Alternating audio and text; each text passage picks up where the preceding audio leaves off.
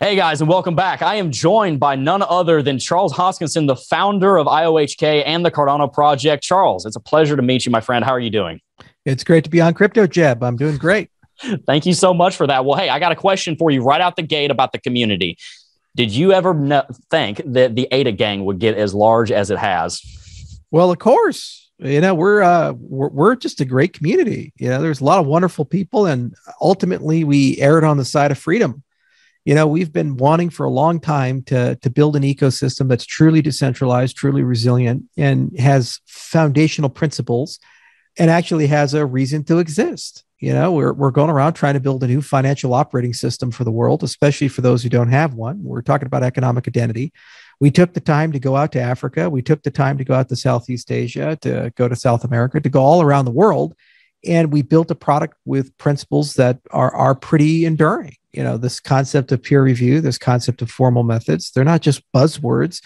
They actually require years of hard work. And we keep publishing papers, we keep writing code, we keep pushing hard. And now we've gotten to a point where there's 230 different projects building on Cardano. There's a very vibrant ecosystem, about 3 million installed wallets.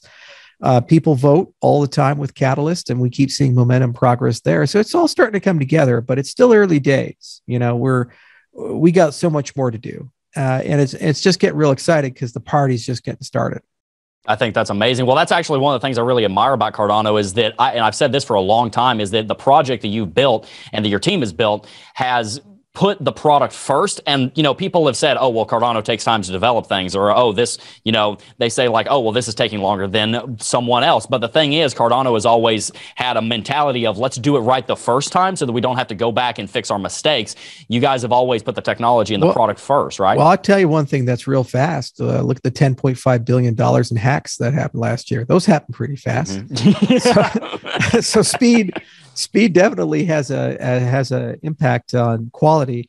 The problem is there's perverse financial incentives in the industry. So people are incentivized to be first to market, not best. And people are incentivized to build things without really thinking through about what happens when that thing breaks, because they don't suffer the financial consequences. The retail investors do, the users do. And sometimes these consequences are in the tens, hundreds of millions, even in billions of dollars. And it feels like a moral hazard. And normally you solve that with insurance or regulation, you solve that with standards, but we're not quite there yet as an industry. So it's a bit of a gold rush, and that gold rush compels people to do things the wrong way. So one of the raison d'etres of Cardano has always been saying, well, let's have a philosophy behind how things ought to be done. It doesn't mean everything's perfect, and it doesn't mean everything that we construct is always going to be done right. But what it does mean is that on average, we get it right. Just like the aerospace industry, just like the rocket industry, just like medical software, on average, you get it right, because the consequences of getting it wrong, people die, billions of dollars are lost, these types of things. And nobody wants to be on the beach picking up rocket parts. Nobody wants to be dealing with an FAA investigation after a plane's crashed and 300 people have died. These are horrible events, and they're soul destroying, and they're usually once in a career, and you just don't want to be on the receiving side of that. Well, we have to have that same mentality when we talk about an operating system that one day could control your vote, an operating system that controls your identity. You think about a credit score. What if somebody could hack the credit scoring system and change your credit score from 800 to 400? What if they could do something like that? That'd be catastrophic. You'd never get a loan. You'd never get a credit card, these types of things. But that's literally where we're at. And so I think it's wrong to have that mentality. On the other hand, we're actually one of the fastest moving projects in the industry. When you take a look at it, we're number one for GitHub commits. We release software all the time. We've done major updates at a scale of millions of people very quickly and seamlessly. We're able to do multiple hard forks per year. So we get accused of being slow, but when you actually look at the productivity in terms of writing a paper, deploying software, being able to bring things, it's pretty amazing. Ethereum had 3 years to build out a development ecosystem. We launched smart contracts in September. We're already in June going to have our first massive major update of that entire development experience based upon things we learned. There's already a DeFi Alliance. I think there's 15 members of it. And as I mentioned, 230 dApps. It took a long time for Ethereum to get that kind of momentum, certainly not in the first year. And we're already there, and it's already growing, despite the fact that we're following a very rigorous model to do these things. And I think that's amazing. And to clarify, the reason I say that is because I want people on our channel to hear that from you, because people make that accusation against Cardano, and I think it's baseless because, Elon Musk of SpaceX has talked about this. You have to get 100,000 systems and components working flawlessly, because if something goes wrong and there's somebody on that ship, then their lives at stake. And like you said, the stakes are very, very high for what Cardano is building, because what you are building and what IOHK and what the entire Cardano ecosystem is building has the ability to impact billions of people if this vision is fully realized, and I think it will be. So let me ask you this: why do you look at this market very differently than I think a lot of people in the cryptocurrency space do? I can tell that you really care about people, and I'm not saying other people don't, but I can tell that you really do mean it when you say, let's put a product that is extremely well made out there first, and then we'll worry about the rest, but let's make sure we're providing value in a way that's bulletproof. What makes you and the team different? Well, principles matter. That's how I got signed up in this industry. I mean, there's no reason to be in the cryptocurrency space if principles don't matter, because everything we do can be done in the legacy systems. The systems there don't have principles. Yeah, we could just print money out of thin air. They're hyper decentralized. They can shut people out at any time. Everybody's a Twitter fan until they get deplatformed. Everybody's a Facebook fan until they get the fake news Chiron on their post, and then suddenly their account gets suspended. These types of things. So you feel it when it impacts you, but at that point, it's too late if you're in a centralized system. So the starting point is principles. And when you look at things like cryptocurrencies, there are three that really matter. And if you don't achieve these three things, you've accomplished nothing. The foremost is decentralization. There's a lot of systems out there. They have high throughput and they do all these bells and whistles, but then when they stop working, some third party has to come in and kick it to turn it back on. I won't name names, but these things have happened, and it's because they don't give a shit about decentralization. They say, well, we'll add that on later on. Well, hang on a second here. If all the people that are building on your platform don't care about that, they'll stop you from decentralizing, because that's going to increase their operating costs and reduce their performance. And all they care about is being first to market and cheapest. Okay, so decentralization is a big deal, and you have to be committed at your core to it, and you have to build things that over time become more decentralized, not less. Second is inclusive accountability. So that's this idea that you can verify something yourself, not trust Charles or trust Bob or trust the Federal Reserve or trust the IRS. No, you can verify it. So what made Bitcoin special and what makes Ethereum and Cardano special is that when you send a transaction to somebody, if they have a full node, they can verify those tokens exist, and they can verify they haven't been double spent. They don't need to trust the sender in any capacity. They don't need to trust a third party in any capacity. So we call that principle inclusive accountability. And when you start looking at life, you start realizing how many systems we have in life, they don't have that property. For example, voting. You go out and vote. You have no idea if your vote was actually counted.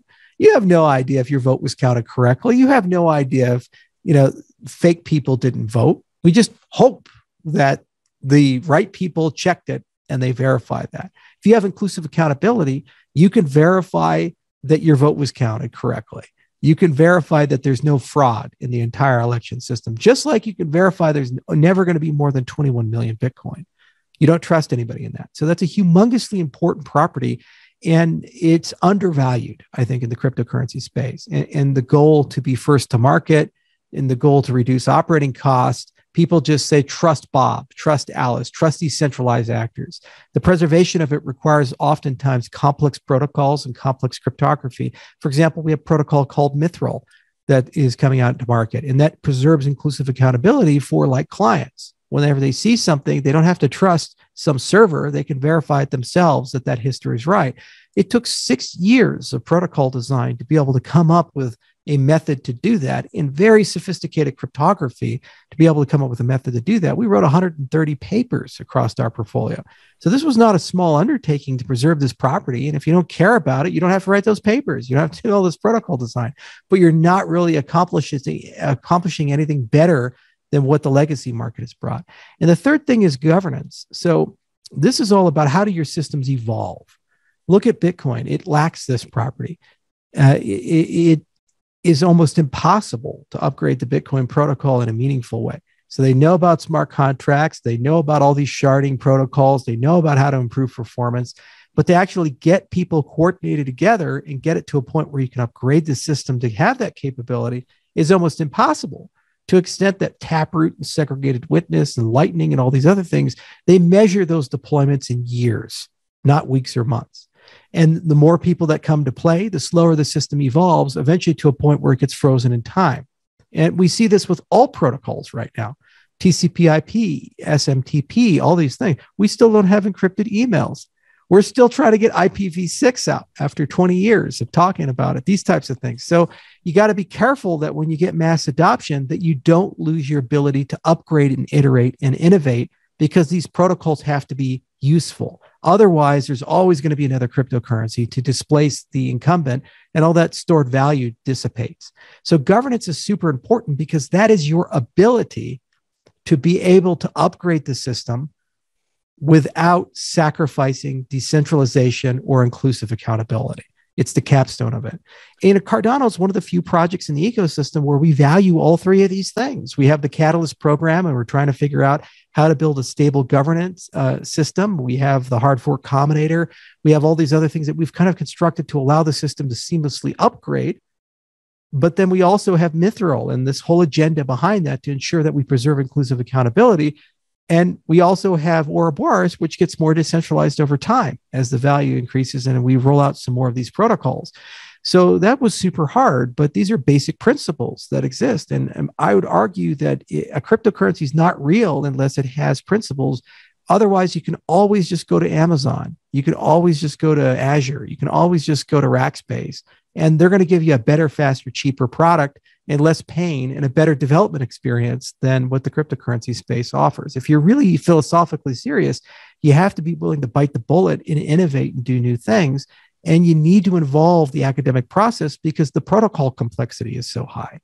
You're not talking about, hey, we'll just think about it for a while. Hopefully it works. You're talking about like massive amounts of thought that has to go into these things. And if you get even a small detail wrong, just like that rocket, it blows up because you're only as strong as your weakest system.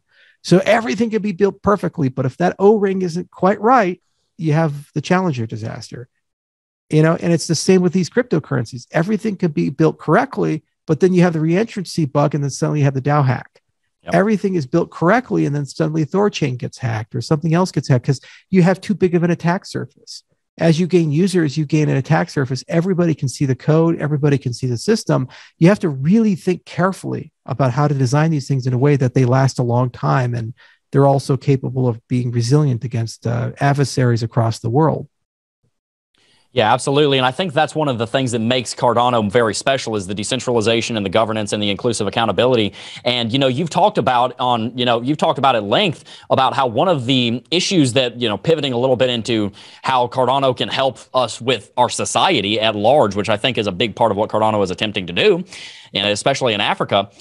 One of the things that I think, and I think you would agree with me on this, that we lack with our governance systems as far as actual federal and local governments is that concept of inclusive accountability. You've talked about before about how it's an existential threat that both sides of the aisles don't trust the current democratic system. That's a very, very big, dangerous thing to a free country. That has got to be solved. So let me ask you this: in the area of GovTech, how can this inclusive accountability idea actually help to bring about how can this inclusive accountability idea get into our governments? And even more importantly than that, how do we get governments to actually adopt systems of blockchain that maybe Cardano would be able to help with, where they would be transparent with things so that the public could hold governments accountable to what they say they're doing? Yeah, you start small and local. People make the mistake of starting too big. So either you find somebody who's in the market for a new system already, and then you just try to get on board with that. Or if somebody are changing, then you say, well, let's not change everything. Let's just change one thing. It could be a county clerk that wants to start doing marriage certificates on a blockchain. It can be, maybe we do the Republican Democrat primaries for this state or this county with a blockchain-based voting system. It could be, maybe we get the state government to start doing data disclosures or financial disclosures with a blockchain accounting system. So you start in those domains and you start building up that corpus of infrastructure. And then little by little, more and more of that stuff basically gets into this ecosystem. And then you create a community expectation of it. So people start asking, well, why can't I vote online? They start asking, why can't I check and verify the thing you're telling me is actually true? Why can't those credentials be online? Why can't that happen? And so once they have that ability, then that expectation's there and they start voting in that particular way. They start demanding in that particular way. And then it snowballs and it happens very, very quickly. So I think that's the best way of approaching it. We've certainly seen that incrementalism be very effective in the state of Wyoming. 26 laws have been passed. Now they recognize DAOs. They have full reserve banks. Back when I was part of the Ron Paul movement in 2007, the idea of a full reserve bank was an Austrian economic libertarian utopia thing. You're like, oh, there's no way. We got them now. Avanti Bank, Kraken, all these other guys getting their charter. I mean, Circle might move in that direction because of stablecoin issuance. Speedy banks are a thing. And that was a pipe dream 3 years ago, 4 years ago. And that model, if successful, will propagate to other states and then start becoming a valid status quo. And as consumers, you also have to vote with your dollars and your time and your preferences. You have to really ask yourself, why are you here? What are you trying to accomplish? Are you here for the philosophy? Are you here to get rich quick? Are you here for whatever? See, at Cardano, we have this saying, a lot of people have come for the money, but they stayed for the principles. They said, hey, Cardano is just a cryptocurrency. I'll go play around with it. And they started listening and thinking and saying, like, wait, hang on a second here. Why does money matter when the definition of money is up for grabs? Like, what is good money? We're actually witnessing society ask that question because of monetary policy. Recently, the U.S. national debt crossed $30 trillion. Recently, the people are starting to archive that real inflation is 20%. I just a small example, but it shows you how bad things are getting. I bought a bunch of fuel tanks for my ranch, propane tanks, last year, and I was burying them, but I hadn't had time to bury all of them. So the company that sold them to me, I bought them for $25,000 each. They called me up and they said, "Hey, you still got those tanks? We'd like to buy some back from you." And this is just 5 months later, and I say, "How much?" And they say $35,000. 5 months, you pay $25,000 for something, and they want to buy it back at $35,000. That's the wholesale, not the retail. Forget crypto. We'll buy some fuel tanks, huh? And they're telling me, and you got the U.S. government telling me inflation's only 6%. Yeah, it's ridiculous. It's a lie. And yeah, it is. Yeah, institutional legitimacy is at an all-time low. So you restore it by teaching people principles, and then you start demonstrating those principles in action at scale. And then suddenly they start demanding that. That's why we're so focused in Africa, because there's such an appetite for new systems there. And we can deploy and build things at a scale of millions to tens of millions of people. And if those work, they're perfect case studies that you can then take home and say, hang on a second here. The guy in Kenya now has a better system than you guys do. What the hell's going on here? And they say, yeah, maybe we should catch up, because if they don't, what ends up happening is Kenya actually starts growing their GDP at 20%, 30%. And over a period of time, they'll actually become wealthier than the Western world. And at least we have one safe harbor then. And it's the moral thing to do. So, if you want to change America, if you want to change your backyard, sometimes you have to go abroad. Sometimes you can just start small and do things. And I think it's a combination of both. That's why we have the Wyoming strategy, and that's why we have the Africa strategy. But at the end of the day, it's just all about principles. You just ask simple questions. Do you want to be treated equally? Do you want freedom or not? Do you want fair consideration or not? Do you want a system that doesn't care who you are, whether you're Bill Gates or the farmer from Senegal? You're treated equally in that respect. That's what we're after. That's the core of it. And you have to make sure that that's not just a statement, that's captured by protocol design. And you have an expectation that over time, the protocols move in that direction instead of away from that direction. And the cash grab that we've seen lately in the cryptocurrency space with the third generations, a lot of those protocols have moved away from those principles because they want better, faster, and cheaper. And so it's the worst of both worlds, Web 2 and Web 3. And there's a guy named Moxie Marlin spoke, who wrote a lovely blog post where he elucidated this. He said, they're telling you Web 3, but they're giving you Web 2. And at any given time, 3 guys can get in a room and just basically deplatform you from this entire system. That's not decentralized. And what are you doing? You're getting the worst of both worlds there. So you have to really have principles. You have to start that way. You have to decide how big of a battle you want to win, you want to fight. And then you also have to decide how fast you want to innovate, where you want to do that. And each and every person has a place and a purpose, whether they're doing education or evangelism, to the actual implementation, to using these types of systems. And you vote with your feet, you vote with your dollar, you vote with your philosophy. I think that's incredible. And, that reminds me of something Elon Musk said recently, and I hate to take it back to Elon Musk, but this is a very true statement. He said, federal governments are corporations with a monopoly on violence. And so it's really interesting to me where you talk about how inflation is ridiculous. The CPI is published by the Bureau of Labor Statistics. Of course, the government doesn't want to say that inflation is as bad as it is because they get egg on their face. And like you were talking about, they don't want to see one of their competitors, if you will, go and run off with 20-30% GDP growth year over year, because then they're falling behind. That's why the United States is trying to compete with China. So let me read you a quote. In 1984, Frederick Hayek, a world famous economist for our viewers, said, "I don't believe we shall ever have a good money again before we take the thing out of the hands of the government. That is, we can't take them violently out of the hands of the government. All we can do is by some sly roundabout way introduce something that they can't stop." What are your thoughts on that comment that was made 30 years before crypto was even thought of? Private currencies. I actually had this discussion with Ron Paul, of all people. Okay. That movement for a long time has been talking about how do we introduce monetary competition. And there's Gresham's law and all these other things about, well, if you have multiple currency in the system, what's going to survive? And then also the definition of money itself is starting to get up for grabs. There are systems where there are dual monetary systems. For example, Argentina, you have this peso, but then you also have the US dollar. And so what ends up happening is that people store value in the US dollar because it tends to store value longer, and then they spend in the local currency. So that's a separation of the two. We might actually see that happen in El Salvador. Right now they have the Chivo system. So they have Chivo Bitcoin, and that's their store of value. People leave value in it. It tends to appreciate over time, but they're still transacting for all intents and purposes in US dollar, and they can seamlessly move between both standards. Interestingly, once you have a stable cryptocurrency, you can use it to algorithmically create a stable coin. So MakerDAO tries to do this. We created a paper called JED that we're deploying on Cardano through Cody. We wrote the paper. It's kind of like Hyperloop, getting back to Elon Musk, where he comes up with the idea and then some other people are commercializing. We're doing the exact same thing with Cody, but basically JED will be in market in a few months. And what JED basically does is it takes ADA, which is volatile, and it has deflationary monetary policy, so it should look like Bitcoin over the long term, and it can turn it into a good instrument for unit of account and means of exchange. And you do your store of value with ADA. So this is the cool part when you talk about the financial stem cell that is crypto.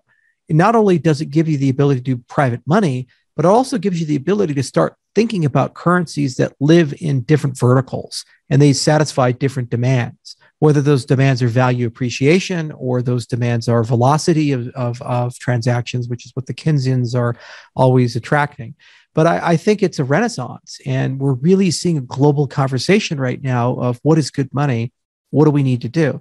The other thing is that as we de-dollarize the world, usually what ends up happening is you go to a different standard, another empire. So we left the pound sterling, we went to the US dollar. China is trying to be the replacement for the US dollar. So they're trying to push that on everybody, but they're no better than us in terms of the Federal Reserve. So a lot of people are starting to say, well, why don't we use a cryptocurrency?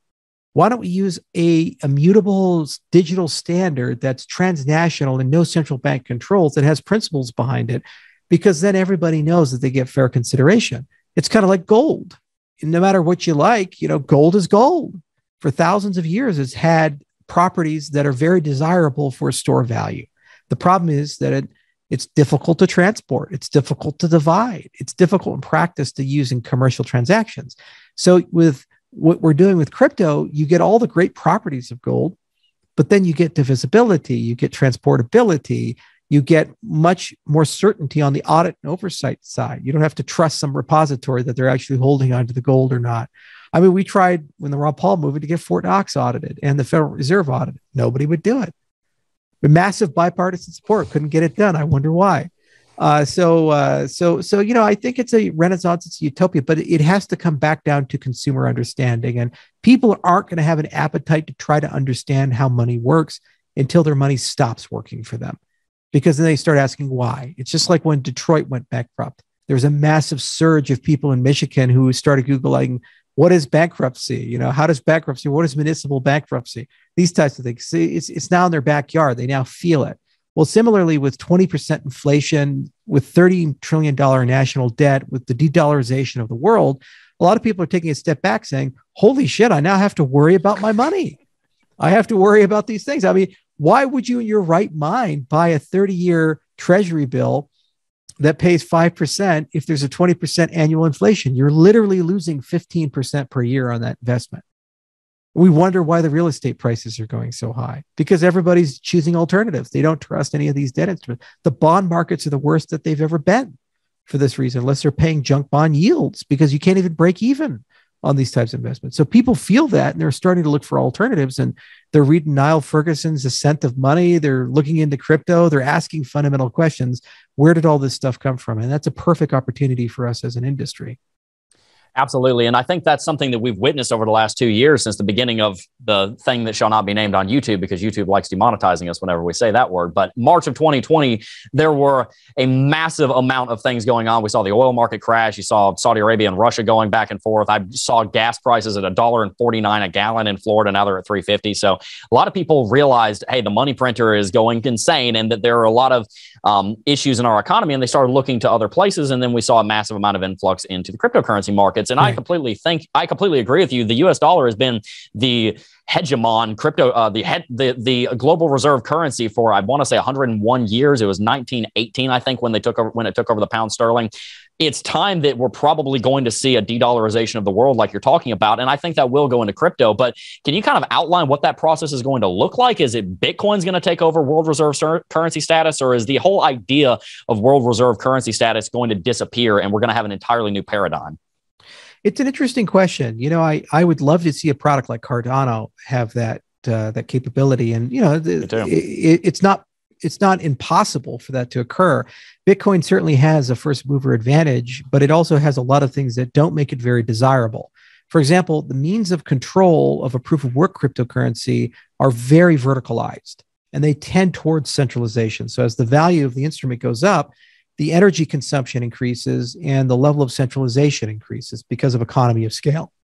All these Bitcoiner people, well, you know, they're using alternative energy, or this is like freezing energy utilization. And it's like, okay, but let me ask you this. If you can do the same work with a different means, but use 1,000 times less energy and have the same level of reliability and security, then why would you choose up front to spend that? And they say, well, that's what creates scarcity inside the system. And I said, well, no, the scarcity comes from the monetary policy and the use utility of the underlying asset. Just because you have a high cost of production means nothing. For example, you know, if you produce paintings and one you have to paint by hand, the other you can do with a machine, and they both look identical, and the demand is the same for both, you're just spending 1,000 times more effort to do one versus the other. You know, that's a philosophical debate. And, you know, you're never going to convince some of the maximalists to abandon that path.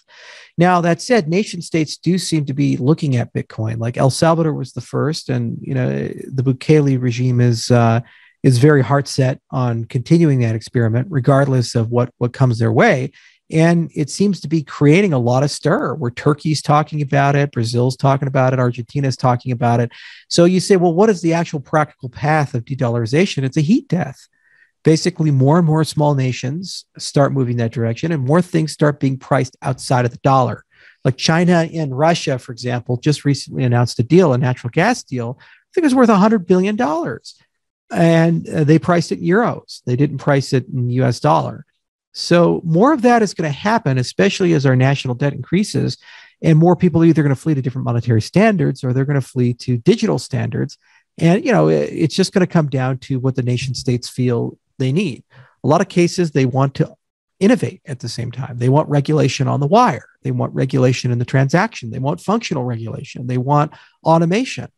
You need smart contracts to do this. You need identity standards like DIDs to do this. You need metadata standards to be able to accommodate this. And you also need the accommodation of systems that are very high throughput, hundreds of thousands to millions of TPS. Bitcoin cannot provide that right now. It's not built for that purpose. It could certainly evolve in that direction, but it's not going to do that. So what will end up happening is what happened in El Salvador with Chivo, where they put a centralized system on top of the decentralized protocol in order to actually, in practice, run a nation state level implementation. If you want that truly decentralized, you need a fundamentally different architecture. So that's why I argue it's not fit for purpose to actually de-dollarize. And you know what you could do if you want to use it as a store of values, you can wrap Bitcoin and put it on one of these smart contract systems. Very common in Ethereum. It's becoming more common on Cardano. You see, so there's a lot to do there. So I think it's a gradual heat death, to answer your question. And I think it's going to be small nations doing what El Salvador has done, which is very positive. And I think over time, it won't be like a light switch where suddenly we're off the dollar. It'll be more like a glider, where it's gradually dimming and gradually dimming and gradually dimming, with a few events sprinkled in that demonstrate that geopolitical power that we've taken for granted for the last century is no longer there. It could be like China taking Taiwan or Russia taking Ukraine without recourse. Mm-hmm. They say, well, we'll sanction you. Okay. And they do it and nothing happens and everybody gets up the day after. Then suddenly our word and our projection of power is no longer what it used to be. Just like the British Empire, it used to be like, hey, do this or else. And then suddenly they lose India and suddenly they lose all these other things and nothing happens. The sun still gets up. And they say, I guess those guys aren't as powerful as they used to be. And we're seeing in real time that same thing occur. The other thing is, what moral authority do we stand on? Every institution in the United States is losing legitimacy. 5 years ago, if you're at a bar sitting next to a person and they say, I work for the CDC, you say, wow, how noble. These are the guys that fight Ebola. These are the guys who they wear the biosuits and they go into the pandemics and the worst things. Well, that's so cool that you're out there helping us. Now you see, where the CDC, a lot of people are like, you are poisoning my children and lying to me on a day-to-day basis. So that institution's legitimacy is gone. Mm-hmm. Treasury Department's legitimacy is gone. Mm-hmm. The Department of Defense's legitimacy is gone. State Department's legitimacy is gone. You don't solve that problem by attacking the people that don't believe it and calling them deplorables. You solve that problem by embracing new systems to restore your legitimacy. Mm-hmm. It's like having an affair on your wife. You don't solve the problem by inviting women over the house and sleeping with them in front of you. You say you're sorry and communicate and go to therapy and these types of things. Okay. But that's literally what they're doing. Yeah, they're doubling down on the very things that have destroyed legitimacy in the institutions to begin with. So how can you be a world leader if the people of the nation itself don't even respect the nation and its institutions and the word of those institutions? They think it's lying. I tweeted a few days ago, a fight between a journalist and a member of the State Department, where the State Department went out and said, hey, Russia's doing all this stuff. And then the journalist said, okay, what's your evidence? And then the State Department official said, well, I just told you. They said, yeah, you just told me, but where's the evidence?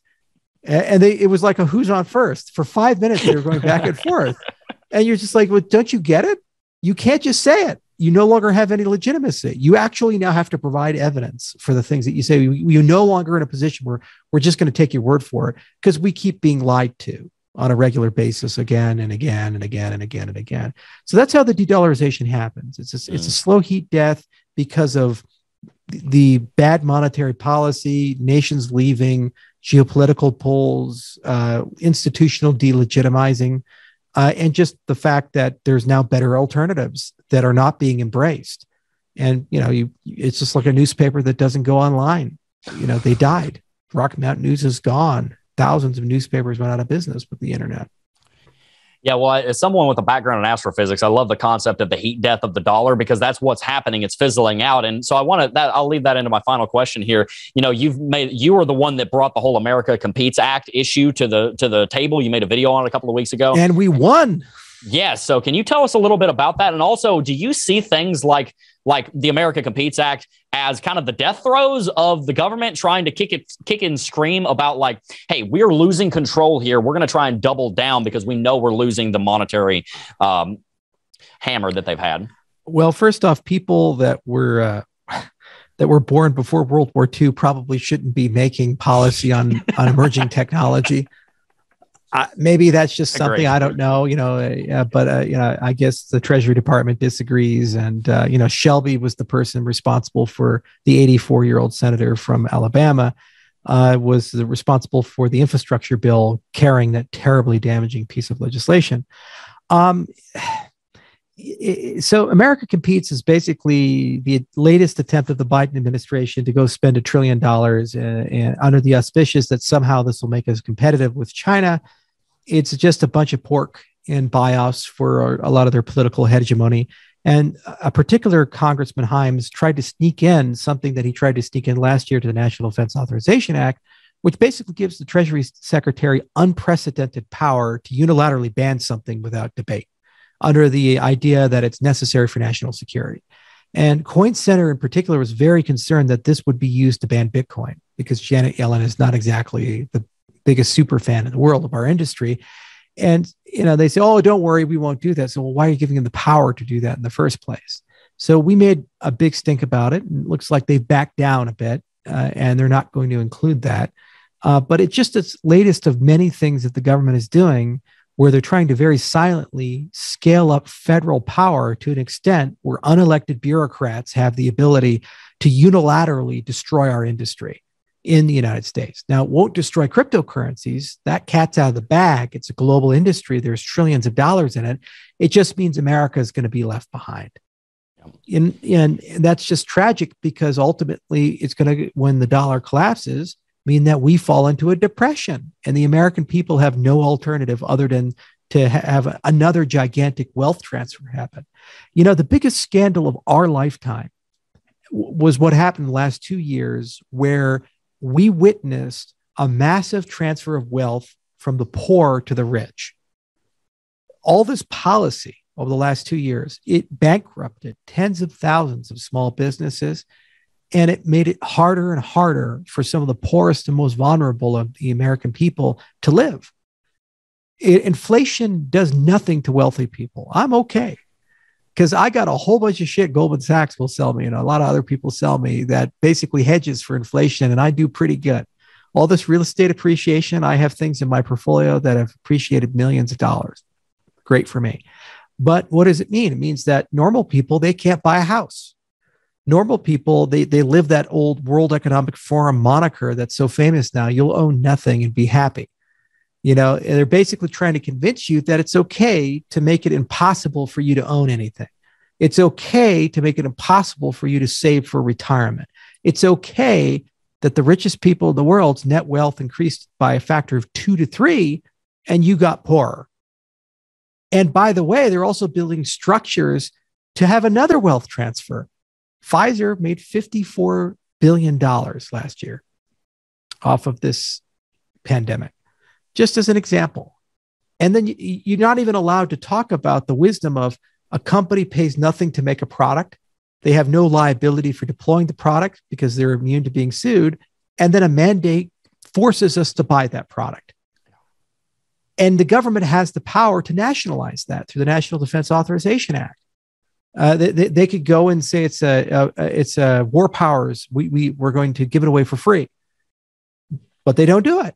We're just okay now with $100 billion wealth transfer. And then you look at, well, the power structures that be, and you ask yourself, well, what's really going on under the hood? Like Joe Rogan starts talking about it.